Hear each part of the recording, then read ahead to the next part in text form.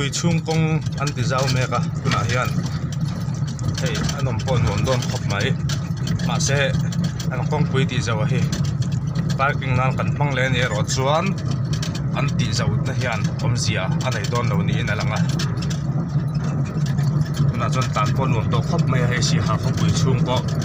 kong a zau tha ve to a an siam mek zel ani